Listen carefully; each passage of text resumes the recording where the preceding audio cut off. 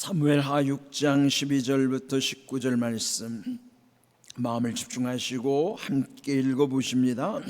어떤 사람이 다윗 왕에게 아뢰어 이르되 여호와께서 하나님의 궤로 말미암아 오벳에돔의 집과 그의 모든 소유의 복을 주셨다 한지라 다윗이 가서 하나님의 궤를 기쁨으로 메고 오벳에돔의 집에서 다윗 성으로 올라갈새 여호와의 궤를 맨 사람들이 6걸음을 가매 다윗이 소와 살진 송아지로 제사를 드리고 다윗이 여호와 앞에서 힘을 다하며 춤을 추는데 그때에 다윗이 배 에봇을 입었더라.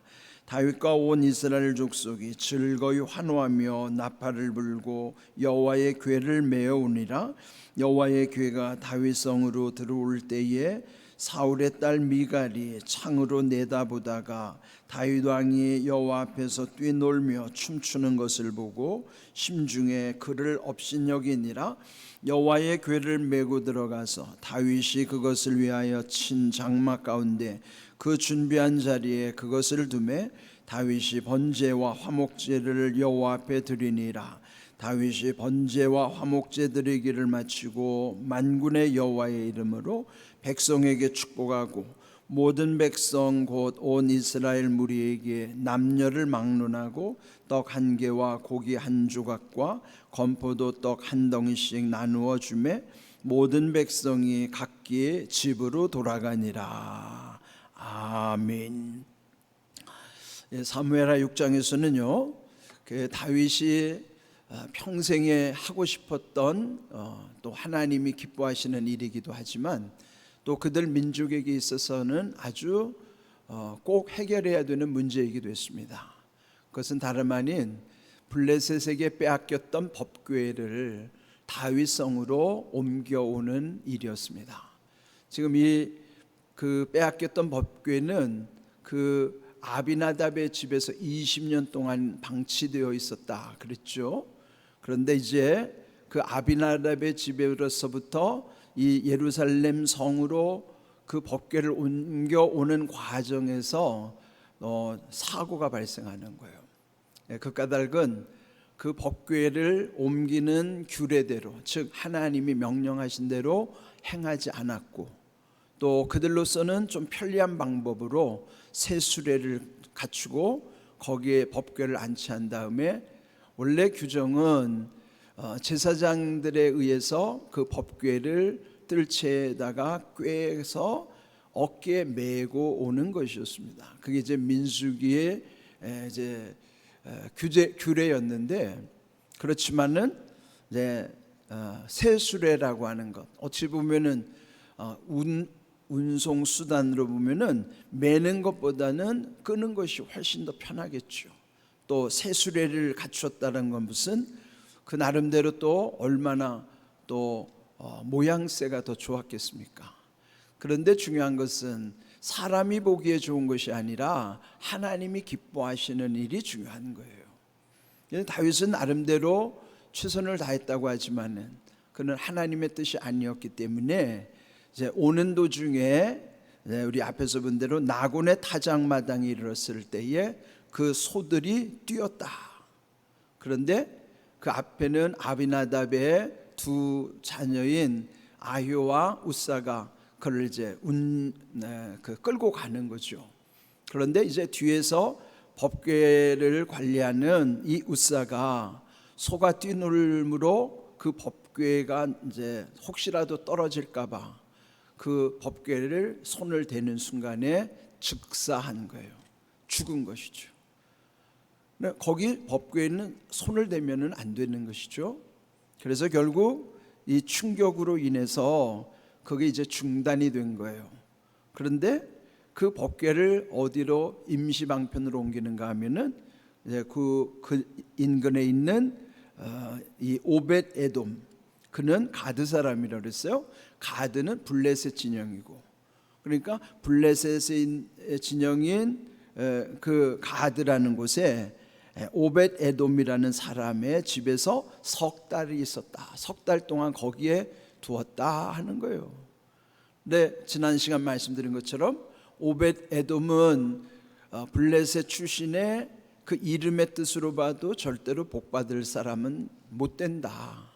그런데도 그 법궤를 잘 모심으로 말미암아 그 하나님은 오벳에돔과 그의 온 집에 복을 주셨다, 그러는 것이죠. 그러니까 이 직전에 그 아비나답의 집에서 20년을 법궤를 가지고 있었고, 여기 오벳에돔은 석 달을 지키고 있었는데 20년 그 법궤를 보관했던 그 집은 이 웃사가 죽음으로써 불행하게 끝나는 거예요.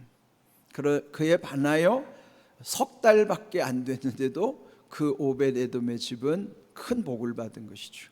너무 비교되는 거예요. 지난번에 말씀드린 것처럼 우리가 오래 믿는 것 중요하죠. 그런데 그보다 더 중요한 건 제대로 믿는 게 중요하다는 거예요. 아무리 오래 믿어도 제대로 안 믿으면은 그건 아무것도 아닌 것입니다. 그러나 비록 지금 믿기 시작했다 하더라도 제대로 믿는 사람은 은혜와 복을 누리게 하시는 거예요. 그러니까 우리가 살면서 내가 오래 믿었다, 내가 직분이 무엇이다, 그건 하나도 자랑할 게 못 됩니다.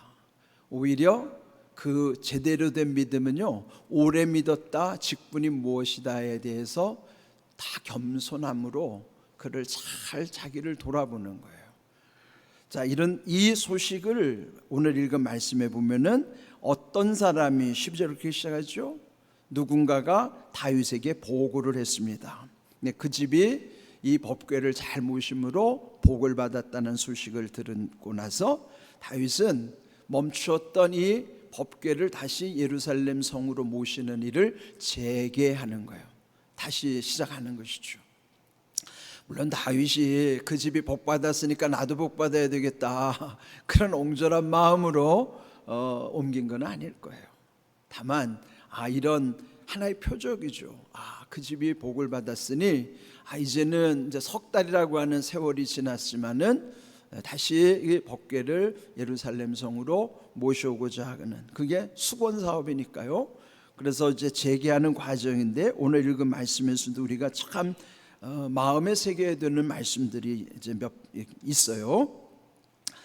자, 이제 12절 그 넷째 줄인가요? 거기 보시면은 다윗이 이제 가서 하나님의 궤를 기쁨으로 메고 오벳에돔의 집에서 다윗성으로 올라갈세. 오늘 제목을 기쁨으로 메고 올라갈세, 그렇게 정했거든요. 여러분, 이 맨다고 하는 것이 하나의 수고죠. 그러니까 무엇을 메느냐에 따라서 그 무게의 정도가 다를 거예요. 가벼운 것도 있을 것이고, 그러나 무거운 것도, 어쩌면 우리가 메는 것이 내가 감당하기 어려운 것도 있을 수 있어요. 우리가 흔히 십자가를 지라고 하는 것이 여기에 해당되는 걸 거예요. 예수님도 말씀하시잖아요. 다 자기 십자가를 지고 나를 따르라, 그렇게 말씀하시는 거죠. 우리에게는 각자 감당해야 되는 자기 십자가가 있어요.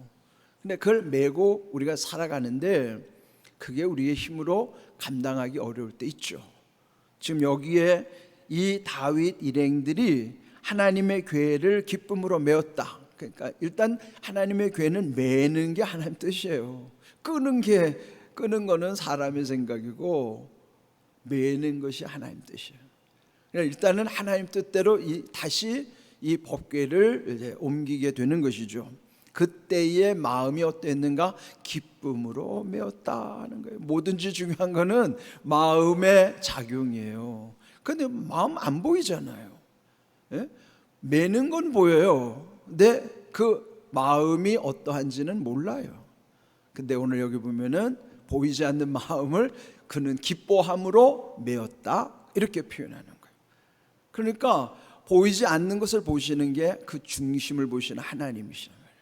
그러니까 우리가 살아가는 동안에 메고 가야 하는 것 있어요. 그럴 때 그 마음에서 어떻게 지금 그거를 느끼고 있는가, 그 중요해요. 하나님은 그 중심을 보시는 거예요. 지금 메고 가는데 어떤 마음으로 메고 가는가 하는 거예요. 물론 예수님이 십자가에 가다가 지쳐 쓰러졌을 때에 아리마대 요셉이 주님의 십자가를 대신 지고 갔죠. 그럼 억지로 지고 갔지만은 하나님은 억지로 지고 간 십자가에도 그 집에 복을 주셨다고 그랬어요.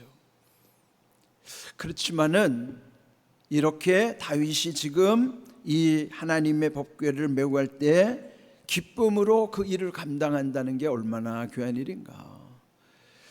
우리가 무슨 일을 할 때 서로 관계에서의 기쁨이라고 하는 게 얼마나 중요한지 몰라요.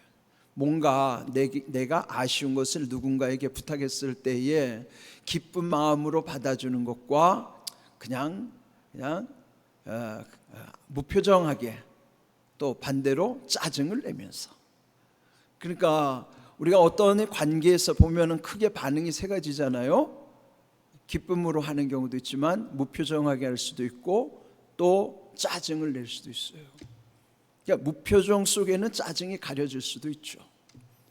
우리가 무슨 일을 할 때 그게 드러납니다. 마음은 숨길 수가 없어요. 드러난단 말이에요. 그러니까 무슨 일을 할 때 이렇게 기쁨으로 하는 사람을 보면 그 지켜보는 사람도 얼마나 흐뭇한지 몰라요. 그런데 물론 무표정하게 성실하게 감당하는 것도 뭐 나름대로 의미는 있겠죠. 그에 반하여 참 마지못해서 억지로 하는 걸 보면은 옆에서 지켜보는 사람도 힘들어요. 그러니까 무슨 일을 하든지 기쁨으로 한다고 하는 것은 내게도 중요하지만 사실은 기쁨으로 하는 당사자가 제일로 은혜죠, 그게. 근데 남에게 미치는 영향도 아주 긍정적이고 좋은 영향을 주게 되는 것이죠. 옛날에 중세 시대 때에 그 당시에는 이제 그 성당을 막 큰 성당들을 건축했었잖아요. 근데 그 성당을 건축하는데 어느 날 감독이 인부들을 이렇게 지켜보면서 세 부류로 이렇게 분류가 되는 거예요. 아주 많지는 않지만 아주 드물게 어떤 사람은 막 찬송을 부르면서 아주 그냥 일을 열심히 하는 거예요. 근데 어떤 사람은 무표정하게 그냥 자기의 맡은 일만 묵묵히 하는 거예요.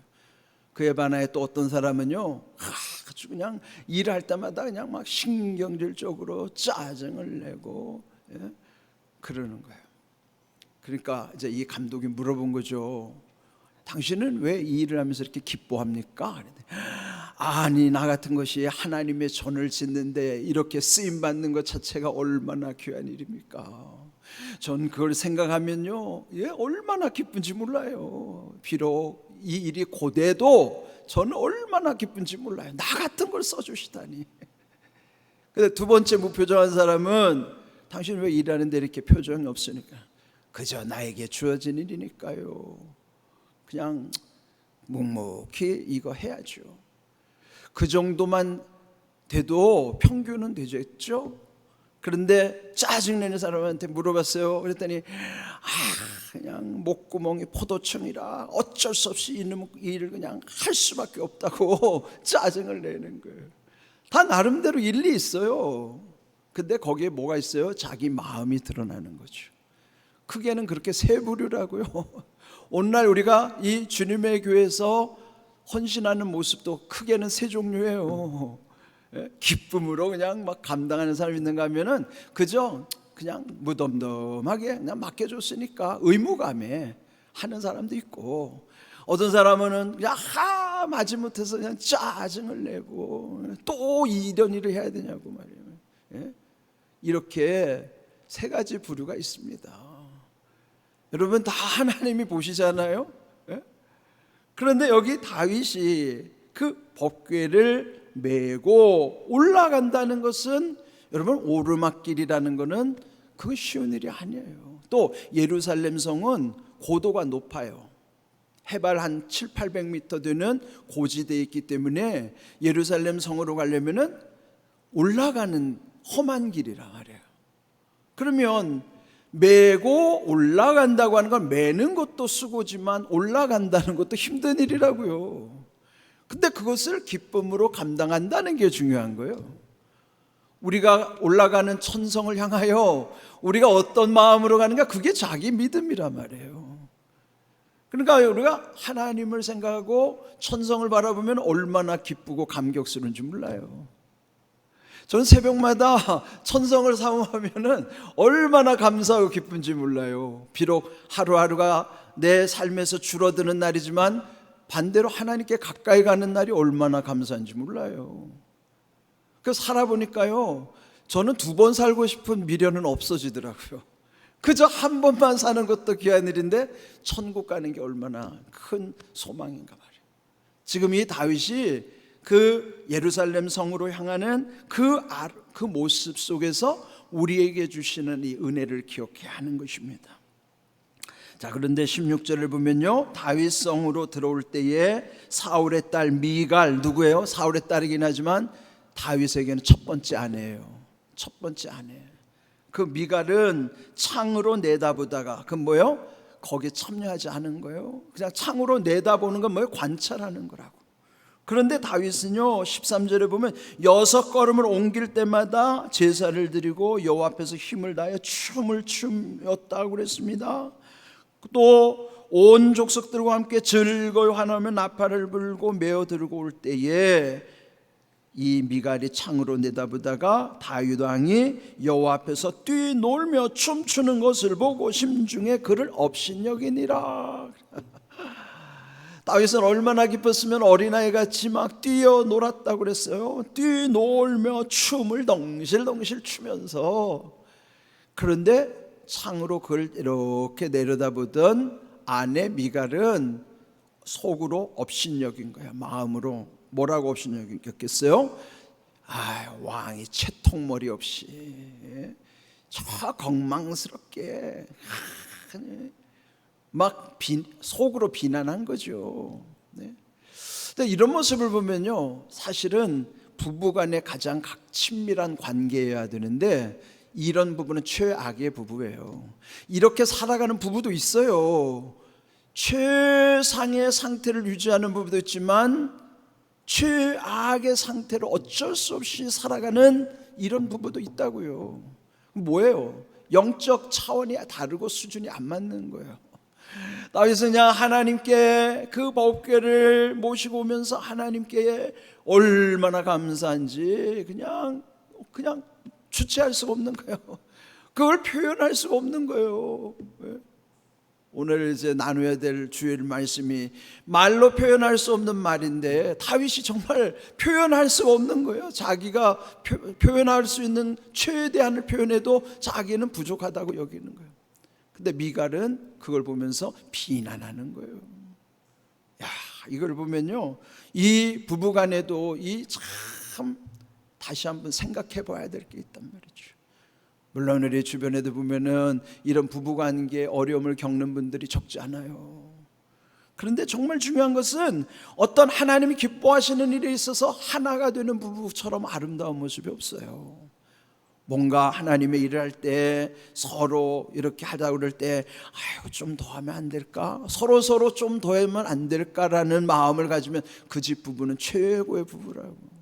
네? 깎으려고 하지 말고 더 하자고 하는 부부는 그 최고의 부부예요. 정말 이 다윗은 하나님의 은혜 안에 살지만은 이런 미갈이 이런 참 거기에 이르지 못하는 얼마나 이런 모습 속에서 오늘 우리는 다시 한번 돌아보는 거예요. 그러면서 18절 나머지 절에 보면은 와서도 하나님께 번제를 드리고 백성들에게 축복하고 거기에 드려진 제물들을 함께 거기에 떡과 건포도와 고기를 백성들에게 다 나눠주고 각기 집으로 돌아갔더라. 얼마나 잔치자리 분위기가 얼마나 좋아요. 하나님의 은혜는 이런 잔치 분위기란 말이에요. 그런데 중요한 것은 다윗의 중심에서야 하나님을 기뻐하는 믿음이라 하는 거죠. 여러분, 이 인생 길지 않아요. 이런 인생 살면서 우리가 하나님의 기뻐하는 마음, 그 귀한 믿음으로 살아가는 게 얼마나 귀한 일인가. 모든 삶 속에 여러분 하나님이 기뻐하신 모습 속에 여러분의 믿음의 중심이 세워지고 그렇게 하나님께 영광 돌리는, 그럼으로써 하나님이 우리에게 더하여 주시는 은혜와 복을 천국까지 이어갈 수 있기를 주님의 이름으로 축복합니다. 아멘.